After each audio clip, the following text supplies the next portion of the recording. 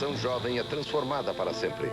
Porque eu perdi um irmão querido, isso foi um grande choque e, sem dúvida, afetou minha vida de modo fundamental. Com ecos da Alemanha nazista.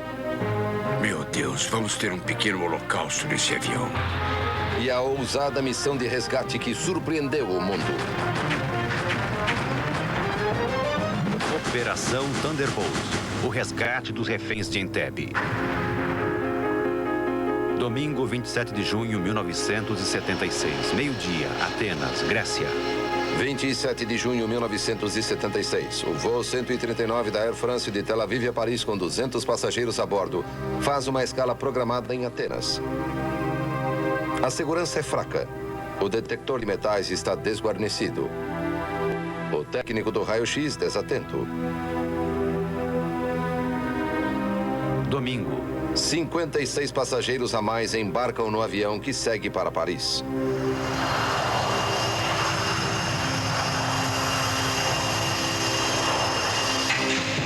Mas 2 minutos após a decolagem, 3 homens e uma mulher levantam-se brandindo armas e granadas. O voo 139 tinha sido sequestrado.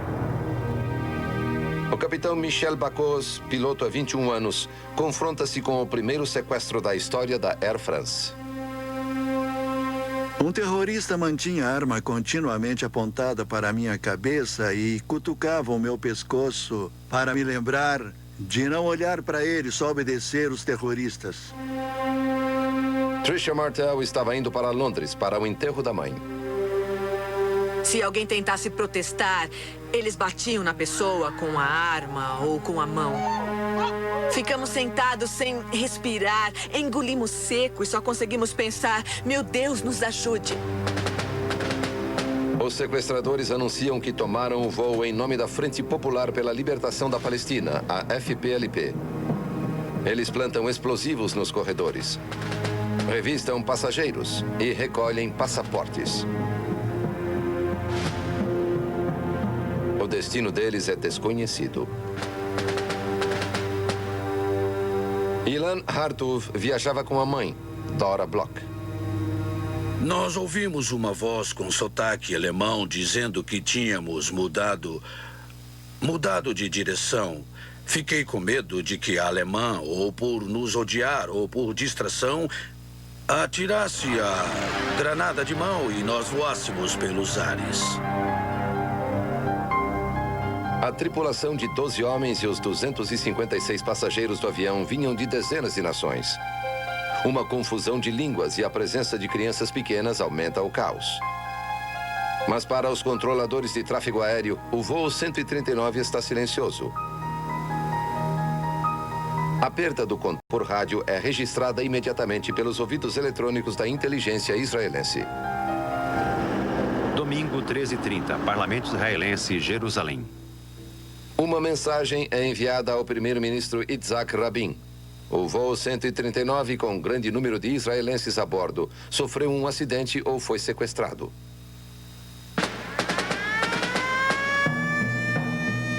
No aeroporto Lod, em Tel Aviv, as Forças Armadas entram em alerta, esperando que o avião volte para Israel.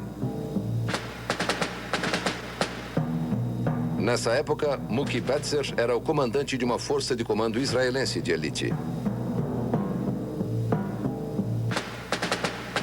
A prática e a tática dizem que assim que um avião aterrissar num local determinado, vamos até lá e, quando ele parar, arrombamos as portas de outras áreas que tivermos condições, usando os explosivos especiais e libertando os reféns. Mas em vez de voar para Israel, os sequestradores dirigiram o avião para o sul e aterrissaram em Benghazi, na Líbia. O ditador líbio Muammar Gaddafi permite que o avião reabasteça, mas não que ele fique. A refém Tricia Martel pede um médico e trama a manobra perfeita para ser libertada do avião. Ele tomou minha pulsação e perguntou o que está acontecendo. E eu disse a ele, acho que eu estou abortando. E estou grávida de 4 meses. E se eu começar a sangrar aqui, eu vou morrer porque você não vai conseguir estancar o sangramento. Então ele olhou para os terroristas e disse, é melhor nos atirarmos do avião. O inteligente plano de Martel funcionou. Ela voou pela Libyan Airlines para Londres e lá foi interrogada pela Scotland Yard. E deu ao mundo as primeiras informações sobre os terroristas. 2 homens árabes e um casal alemão. Os alemães foram identificados como Gabriele Kröcher-Tiedemann e Wilfred Böse. Eram terroristas mercenários do notório Baader-Meinhof-Gang. A bordo do voo 139, os passageiros vivem 7 horas de tensão numa cabine abafada.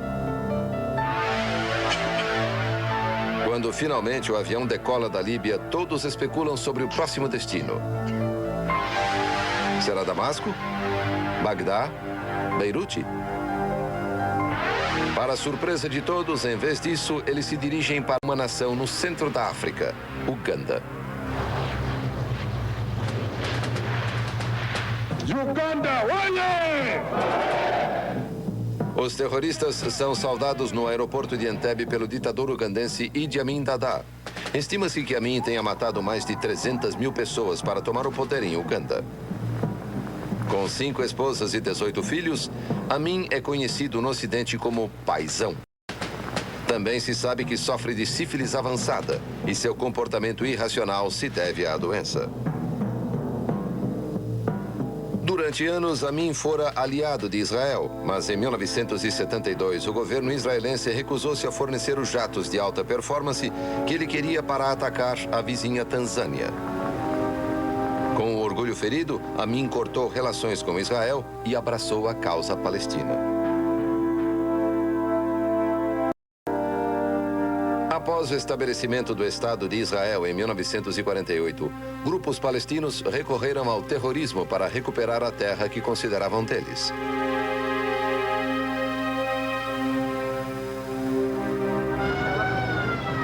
Em 1972, os palestinos patrocinaram a escalada do terror a novos níveis de violência. 15 de maio, 28 civis são assassinados no aeroporto Lod. 30 de maio, 22 crianças são mortas no bombardeio a uma escola em Maalot, Israel. E 15 de setembro, 11 atletas israelenses são massacrados na Olimpíada de Verão em Munique. Por quê? Por quê? Por quê? Em Munique, o governo israelense manteve a antiga política de não negociar com terroristas.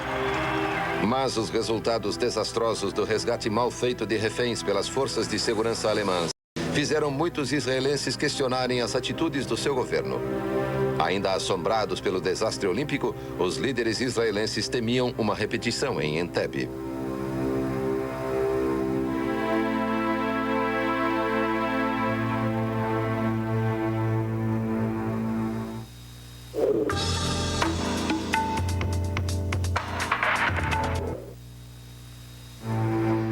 De junho, aeroporto de Entebbe, Uganda. Segundo dia do sequestro. Meio-dia de segunda-feira, os sequestradores levam 256 passageiros e 12 membros da tripulação para o prédio do terminal antigo do aeroporto. Aos 4 terroristas do avião se juntam 6 outros palestinos já em Uganda.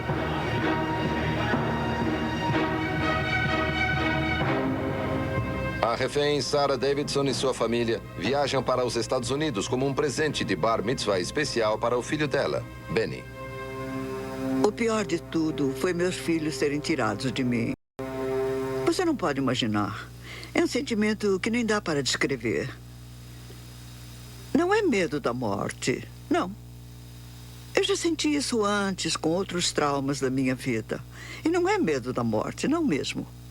É o medo do desconhecido, do incerto. Você não sabe o que vai acontecer no minuto seguinte, o que vão fazer com você ou, muito mais importante, com seus filhos. Amin faz uma visita pessoal aos reféns, acenando e gritando Shalom, Shalom. Quando uma jovem mãe se dirige a ele como senhor presidente, ele grita: "Sou Sua Excelência Marechal de Campo Dr. Idi Amin Dada, indicado por Deus Todo-Poderoso para ser o seu salvador." Em Israel, o primeiro-ministro Rabin pressiona seus generais a desenvolverem um plano de resgate. Mas isto parece altamente improvável, já que Uganda fica a 4.000 quilômetros de distância. Israel mantivera uma missão diplomática lá até Amin ordenar o seu encerramento 4 anos antes. Mas há poucas informações disponíveis no aeroporto de Entebbe. Descobre-se então que uma empresa israelense construiu o terminal e pode fornecer plantas arquitetônicas detalhadas. Mas o que faltava, e estava claro que sem essas informações não haveria operação, era... Primeiro, qual era a condição atual do terminal do aeroporto? E segundo, onde era o local em que os reféns estavam sendo mantidos como prisioneiros?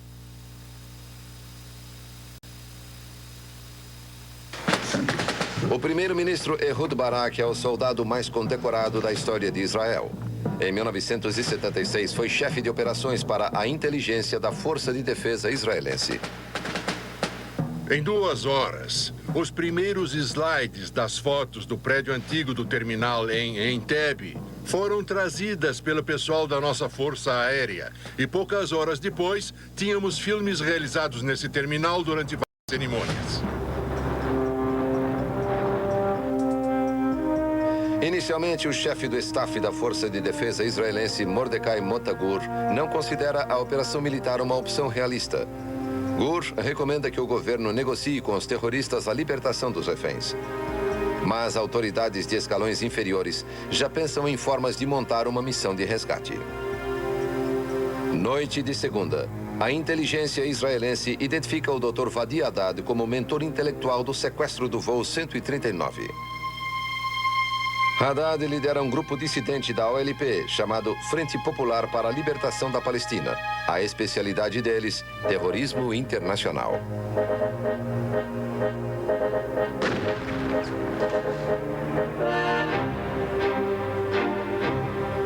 Terça, terceiro dia da crise. A rádio Kampala de Uganda finalmente anuncia as exigências dos sequestradores. A libertação de 53 terroristas mantidos em Israel, França, Suíça, Alemanha e Quênia. E um resgate de $5 milhões do governo francês. O prazo expira às 14 horas de quinta-feira, apenas 2 dias depois.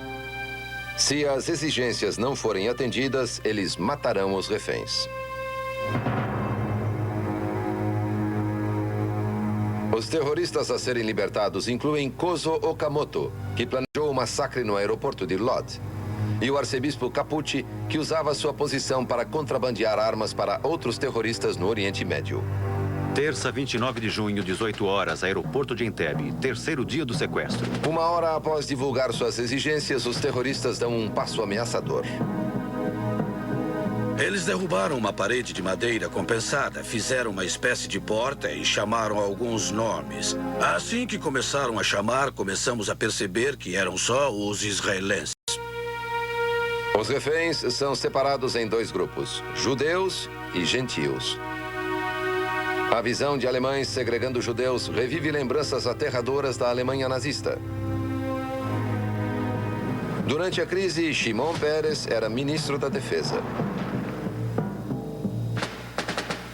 Dei um pulo assim que ouvi que os alemães estavam separando os passageiros entre judeus e não judeus. Foi o momento mais emocionante, na minha opinião, é claro. Eu disse, meu Deus, vamos ter um pequeno holocausto nesse avião. Quarto dia do sequestro. Quarta, 30 de junho.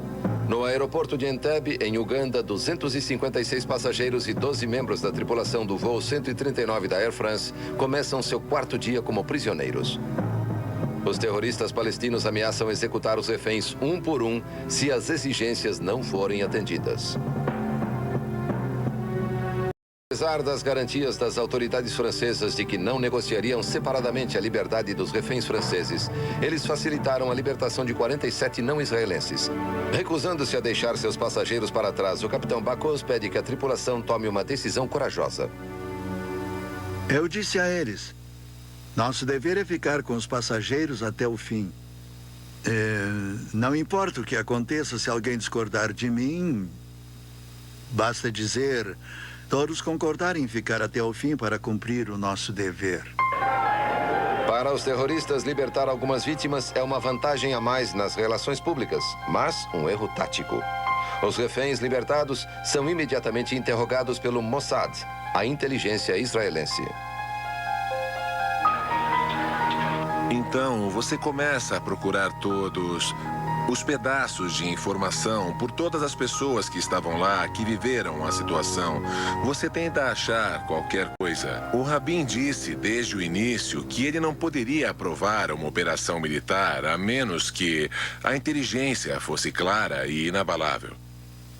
Nenhum detalhe escapa à atenção do Mossad. Quantos terroristas eram, onde estavam, em que cômodos eram mantidos os reféns, o que havia lá, a planta da pista, o que havia na pista, quantos soldados ugandeses havia por lá e muitas outras perguntas. Acima de tudo, os interrogatórios confirmam que Amin e seus soldados estão ajudando os sequestradores.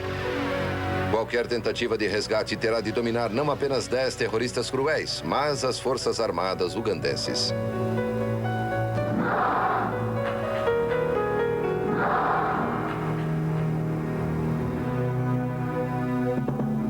Enquanto se aproxima o prazo final dos terroristas, os ânimos se exaltam em Israel. Famílias dos reféns dirigem-se à base do primeiro-ministro Rabin, exigindo que ele faça o impensável: negociar com os terroristas. Eu posso entender como estavam as famílias em Israel. Elas não sabiam de nada. Se vivíamos, se éramos torturados, se estávamos juntos ou separados. 1º de julho, 9 da manhã, aeroporto de Entebbe, 5º dia do sequestro. Na manhã de feira, os sequestradores libertam 101 reféns, deixando apenas a tripulação do voo e 107 judeus cativos. Em Israel, as manchetes dos jornais estampam uma palavra há muito tempo associada ao Holocausto: selektia, a seleção de judeus. O general Dan Shomron, a autoridade militar máxima de Israel, comandava a paratropa e as forças da infantaria. Eu disse a mim mesmo: lá vem a seleção de novo, mas agora existe a Força de Defesa Israelense com seu longo alcance e excelentes soldados. Podemos ficar sentados calmamente. Parecia simplesmente impossível. A França, agora com seus civis a salvo, assume uma postura discreta. As Nações Unidas, há muito tempo dominadas por países do terceiro mundo hostis a Israel, permanecem mudas. Os líderes israelenses sabem que só podem contar com eles mesmos. A tensão aqui em Israel se intensifica enquanto aumenta a possibilidade de que eles levem adiante parte do ultimato. Isto é, que comecem a executar os reféns um por vez. Faltando poucas horas para o prazo final e as execuções, com uma solução militar ainda inviável, um governo israelense solene vota unanimemente para negociar com os terroristas. Após 3 décadas de vitórias militares, Israel é forçada a capitular aos seus inimigos. Os sequestradores estendem o prazo final para domingo, às 8 horas, apenas 3 dias depois. Em Jerusalém, centenas de devotos oram pelo retorno seguro dos reféns e esperam que seu governo tenha tomado a decisão certa.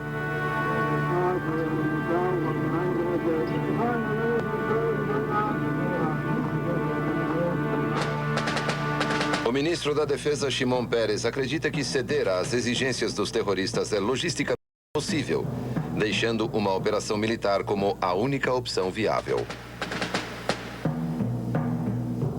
Assim que ficou claro que eles estavam pedindo a libertação de prisioneiros do Quênia, da Alemanha, da França, de Israel, eu imediatamente cheguei à conclusão de que não iria acontecer. Por várias razões naquele momento. Esqueçam, não temos essa opção. Peres reuniu o chefe do staff, o chefe operacional, Kutsi Adan, e perguntou o que é que podemos fazer. Eles disseram: ainda não temos um plano. Então ele disse: apresente os planos que ainda não tem. Quinta, 1º de julho, QG das Forças de Defesa de Israel, 5º dia do sequestro. Um plano audacioso é apresentado a Peres. 4 aviões C-130 Hércules voarão 4.000 quilômetros sobre território hostil, até Entebbe. O primeiro avião descerá rapidamente com uma força de ataque para surpreender e dominar os terroristas. Os 3 aviões restantes recolherão os reféns. A essência de toda a questão é criar surpresa no ponto do primeiro encontro, criar surpresa para matar os terroristas e tomar conta da situação. O general Benny Peled, então comandante da Força Aérea Israelense, estava confiante no sucesso. Nós podemos ter a capacidade de transportar 1.200 soldados e equipamento para Entebbe, se o segredo for mantido por 24 horas. Simples. O coronel Matan Vilnai era chefe da brigada de paraquedistas e comandante da operação de resgate. Foi o momento da verdade, sabe? É preciso dizer se você acredita naquilo ou não. E todos nós dissemos que conseguiríamos. Um nome código foi selecionado para a missão: Operação Thunderbolt.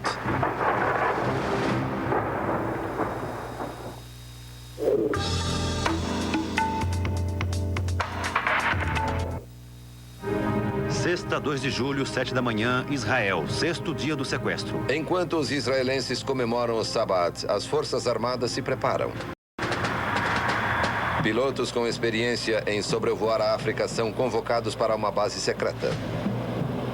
Preparam-se para a possibilidade de um blackout no aeroporto de Entebbe. Os aviões C-130 nunca pousaram numa pista escura e ninguém sabe se isso pode ser feito. Usando protótipos com visão noturna, a Força Aérea conduz um teste num campo de pouso no deserto do Sinai. Eu tinha certeza de que poderíamos aterrissar numa pista escura.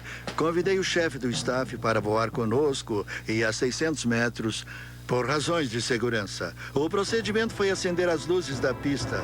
Quando acenderam as luzes, todos viram. No mínimo, eu vi e o piloto viu que estávamos fora do centro da pista, talvez uns 600 metros.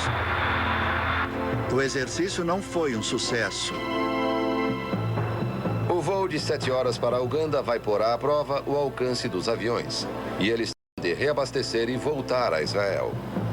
A questão é onde. Reabastecer em Entebbe seria demorado e arriscado. A única nação na região simpática a Israel é o Quênia. E Ehud Barak é enviado até lá para pedir ajuda.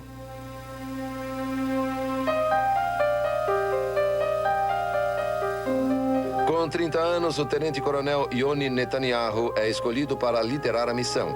Graduado em filosofia pela Harvard, os homens o chamavam por uma expressão hebraica que significa o homem da espada e da Bíblia. Gravemente ferido na Guerra dos 6 Dias de Israel contra o Egito, ele ficou com uma sequela dolorosa no braço esquerdo. Embora ainda oficialmente 30% incapacitado, conseguiu voltar ao comando. E 2 meses antes da Thunderbolt, foi promovido para o comando de uma unidade antiterrorismo. Sexta, 2 de julho, base militar secreta israelense, 6º dia do sequestro. A unidade de Yoni conduz um ensaio do resgate usando uma maquete em tamanho natural do terminal de Entebbe. Os comandos memorizam kits de identidade dos terroristas para que pudessem distinguir instantaneamente amigo de inimigo. O plano é fazer o primeiro grupo de soldados usar uniformes de Uganda e enganar os guardas do aeroporto para que os deixem passar. Em Uganda, autoridades de alta patente usam limusines Mercedes pretas. Um plano é esquematizado para colocar a equipe de assalto numa Mercedes preta e fazer os guardas pensarem que é um comandante se aproximando. Se tudo correr de acordo com o plano, as forças israelenses serão recebidas com saudações e não com balas. O paraquedista Surin Hershko estava prestes a voltar à vida civil quando soube que sua unidade participaria da missão de resgate. Eu já tinha cumprido meu serviço militar. Foi um dia após a minha saída. Eu devia ir para casa, mas soube que havia uma operação. Ter 21 anos é ser jovem, com senso de aventura. Eu procurava ação e o sequestro do avião estava nas nossas cabeças. Então preferi ficar. Sexta-noite, tivemos o único ensaio. E foi péssimo. Para se ter uma boa operação, é preciso haver antes um ótimo ensaio. De acordo com a minha experiência. Absoluto segredo é vital e nenhum não israelense sabe da missão de resgate. Após o ensaio de sexta-feira, os pilotos primeiro recebem ordem de entrar em quarentena, mas então permite-se que vão para casa, quando insistem em passar o que talvez fosse a última noite deles em suas próprias camas.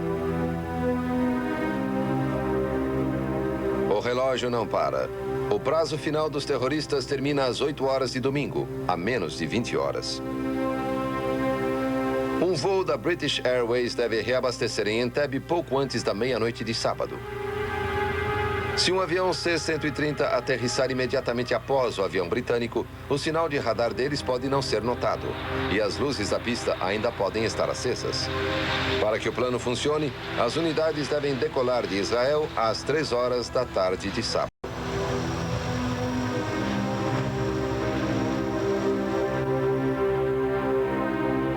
Com este novo prazo final a poucos minutos de distância, o gabinete israelense ainda não tinha aprovado a missão.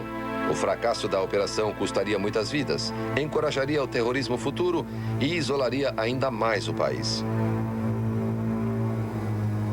A crise é um teste de democracia em estado de sítio. E o primeiro-ministro Rabin insiste na aprovação unânime do seu gabinete.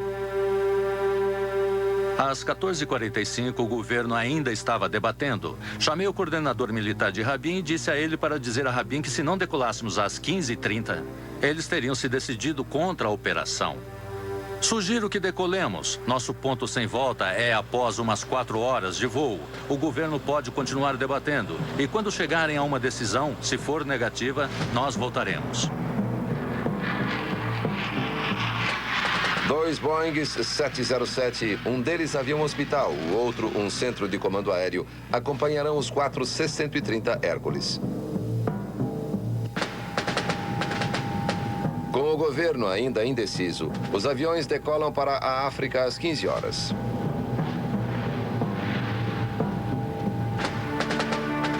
Rabin insiste em que a inteligência militar confirme a localização dos reféns e verifique as defesas situadas em Entebbe. Fotos de jatos de reconhecimento e imagens dos satélites de vigilância americanos não possuem esses detalhes críticos. Rabin, na verdade, disse: a menos que saibamos, pela inteligência, que quando chegarmos com os reféns ainda estarão lá e que os veículos podem passar do antigo terminal para o novo, não vou aprovar a ação. Um agente do Mossad aluga um pequeno avião em Nairobi, voa para Entebbe e finge haver um defeito. Enquanto circula em baixa altitude, em aparente dificuldade, ele bate fotos. Essas fotos chegam à equipe de assalto ainda há tempo. Meia hora antes da partida do avião de resgate, o gabinete termina a maratona de discussões. Rabin manda Peres enviar uma mensagem aos pilotos que esperam ansiosos. Zenek significa pulo ou escalada. A operação Thunderbolt pode começar.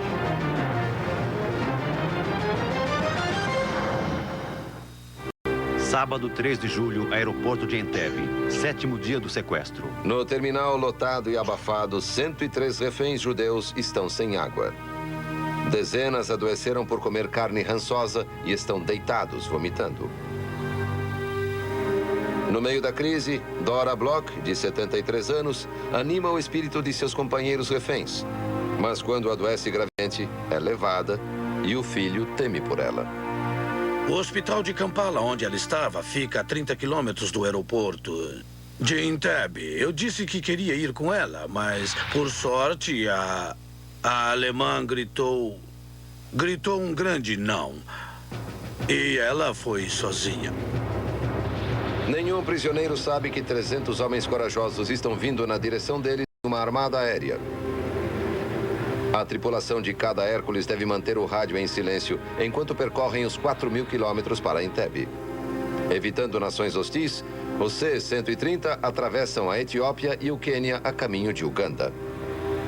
É um voo de exatas 7 horas. Meu voo mais longo até então.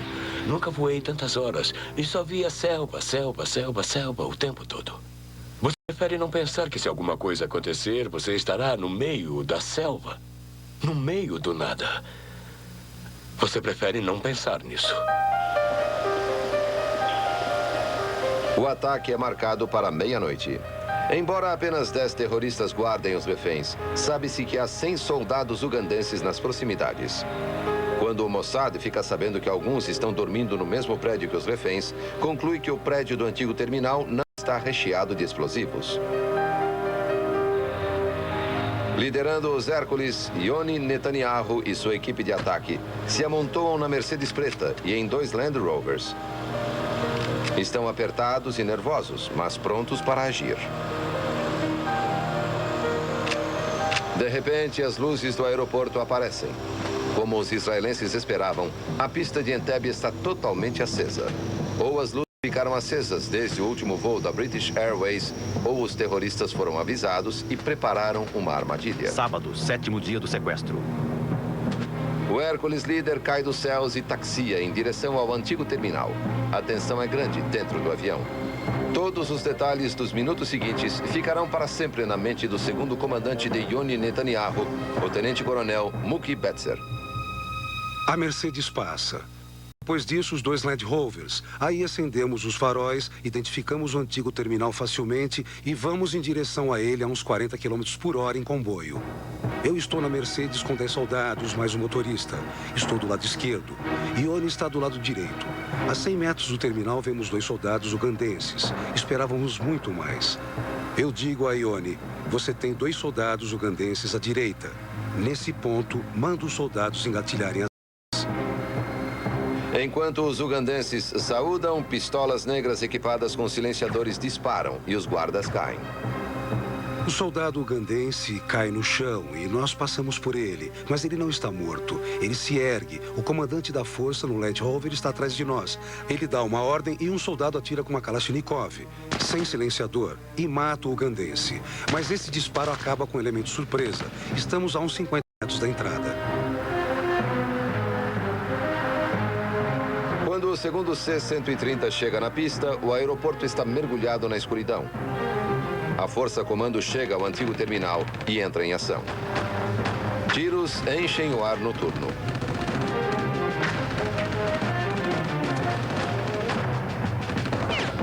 O diário da refém Sarah Davidson recorda momentos congelados no tempo. De repente, ouvimos um tiro. Ficamos nervosos. Provavelmente foi um soldado ugandense quem disparou. Largamos as cartas e trocamos olhares. Os terroristas pegam suas armas. Num instante, nos jogamos no chão e rastejamos em direção aos banheiros. Os reféns temem que as execuções, há muito esperadas, tenham começado. Amir entra primeiro. Aminon, o comandante da equipe, o segue. E depois eu. Amir atira primeiro no terrorista à direita, que entende o que está acontecendo e abre fogo, matando um dos reféns e ferindo mais 2. Isso antes de nós o atingirmos. Na entrada, Aminon identifica o alemão e a alemã a 1 metro de distância e os mata. O tiroteio se acalma. Alguém grita, soldados israelenses. Fomos salvos?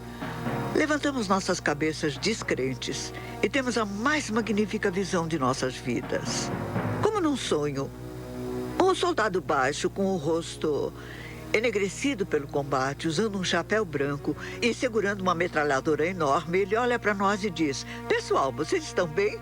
Viemos levar vocês para casa. Todos estavam gritando. Foi uma cena meio surrealista. Todos gritavam: milagre, milagre, Nas, Nas. Em apenas 1 minuto e 45 segundos, a equipe de ataque dominou a área do saguão. 7 terroristas foram mortos, mas 3, incluindo o mentor intelectual Vadi Haddad, haviam desaparecido.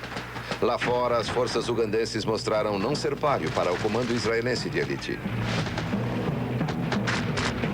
Os guardas ugandenses disparam da torre de controle e a unidade de Ioni avança para eles.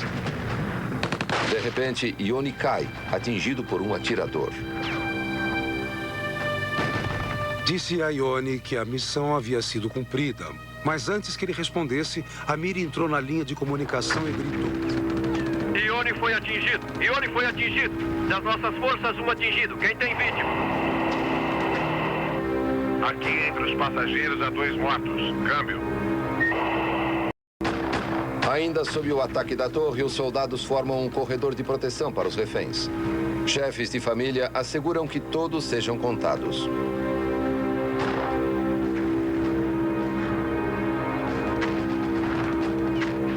Jatos MiG russos ficam em pedaços, enquanto os primeiros C-130 iniciam o demorado processo de reabastecimento. Os aviões devem reabastecer e partir antes que os reforços ugandenses cheguem ao aeroporto. Então é recebida uma mensagem do Centro de Comando Aéreo de que os C-130 podem partir imediatamente. O Quênia havia finalmente dado permissão para que a Armada reabastecesse em Nairobi. Exatamente 53 minutos após a aterrissagem, o primeiro Hércules C-130 decola. A bordo está o corpo sem vida de Ioni Netanyahu. Foi um momento trágico para mim. Ioni era meu assistente há muito tempo. Era um dos meus melhores amigos na época. Nós morávamos juntos. Ele morava com a namorada um andar abaixo de nós. Um lençol foi posto sobre ele. Ele estava meio acinzentado e mesmo morto. Era muito bonito. Um rapaz bonito. E parecia dormir, mas com um tom acinzentado no rosto que mostrava ausência de vida. E eu pus minha mão na testa dele e disse: adeus, amigo.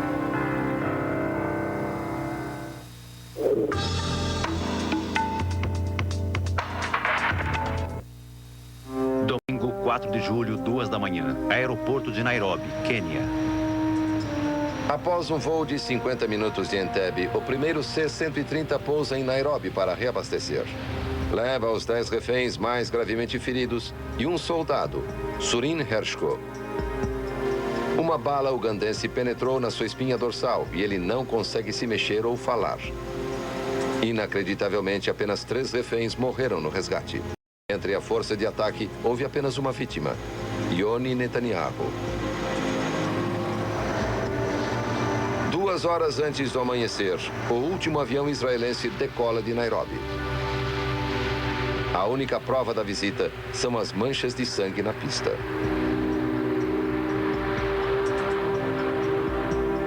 Às 3 horas, a BBC transmite informações sobre o resgate para um mundo em choque. Cada habitante de Israel sempre se lembrará de onde estava quando ouviu o noticiário.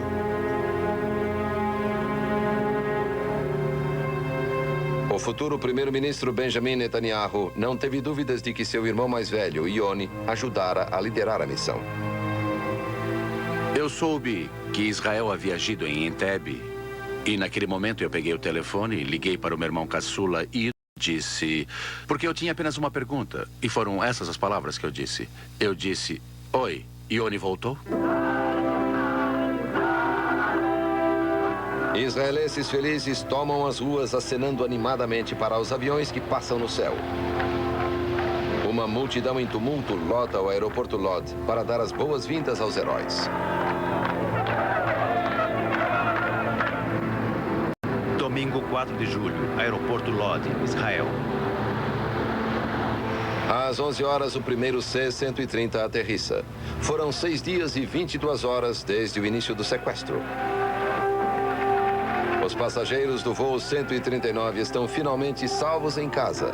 E todos os israelenses estão felizes. Parentes e amigos ansiosos correm para encontrar os reféns e os libertadores.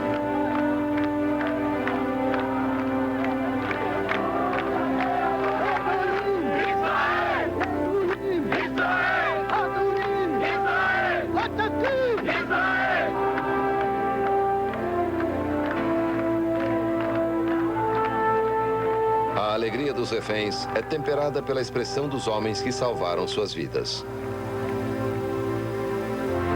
Unidos na alegria e no sofrimento, os israelenses se dão as mãos para lamentar a morte de Yoni Netanyahu. Em sua honra, a missão será depois chamada de Nevitsa Yonatan, Operação Jonathan.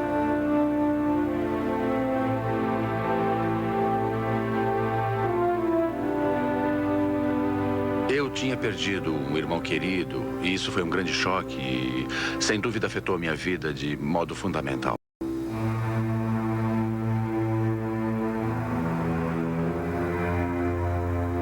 Outros também foram tocados pela tragédia. Ilan Hartov nunca mais veria sua mãe, Dora Bloch. Ele acredita que Idi Amin ordenou a morte dela logo após o resgate. Alguns dias depois ficou claro que ela tinha sido morta. Eu sabia que ele iria querer vingança. E aqui temos um animal que matou 300 mil ugandenses. Idi Amin foi retirado do poder em 1979 e foi para a Arábia Saudita, onde ainda vive exilado. O arquiteto do sequestro, Vadi Haddad, nunca foi capturado. Morreu de câncer em 1978. O sequestro mudou a vida de Surin Hershko para sempre. Como consequência do ferimento que sofreu em Entebbe, ele é tetraplégico, mas nunca lamentou sua decisão de participar da missão de resgate. Não sou objetivo, mas, no entanto, acho que foi uma das operações mais ousadas, surpreendentes e inesperadas. E a impressão que causou na consciência do povo teve um efeito a longo prazo. A operação tem o crédito de ter um efeito altamente significativo na luta contra o terrorismo internacional. Até 76, nenhum país tinha um esquadrão antiterrorismo ou uma unidade especial. Ninguém tinha atacado essa área. Hoje, não há um estado no mundo que não tenha uma.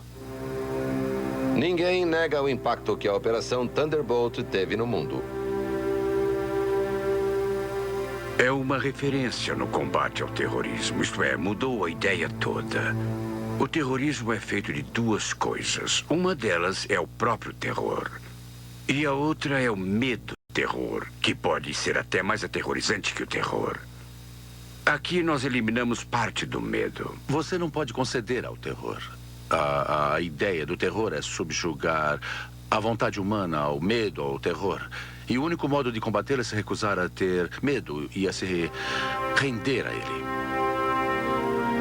O sucesso da Operação Thunderbolt se deve em grande parte às contribuições de alguns líderes muito corajosos e brilhantes. Entre os oficiais, Coutiera era a melhor combinação entre atitude ousada e cabeça fria. Ele estava sempre no controle total da situação. Acredito que sem ele nós não teríamos conseguido. Foi uma operação arriscada.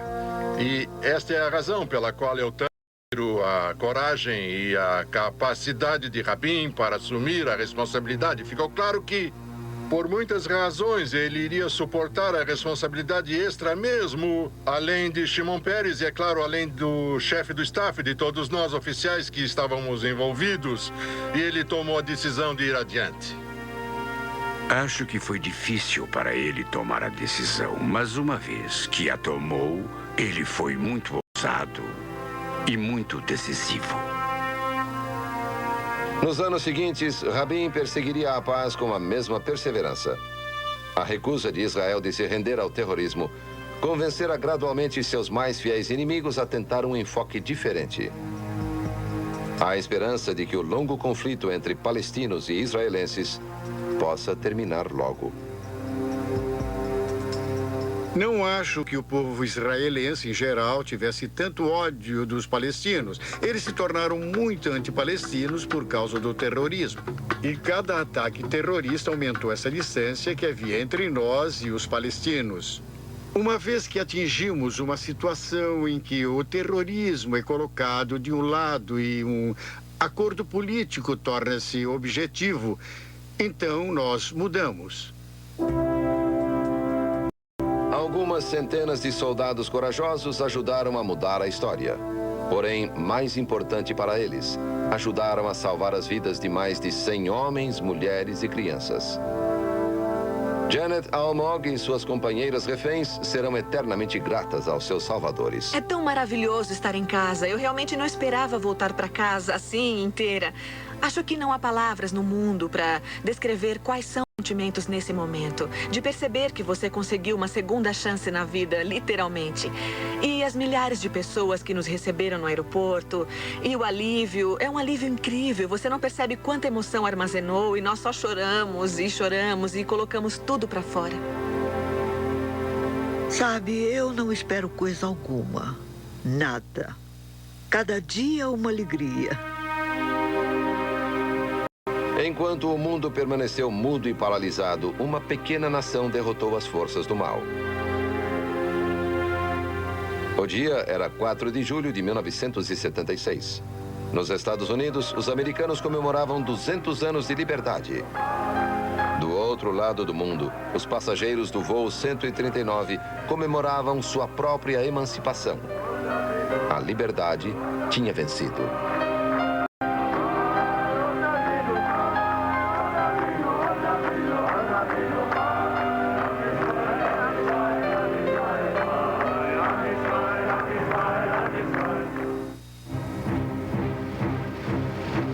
Versão brasileira Vox Mundi.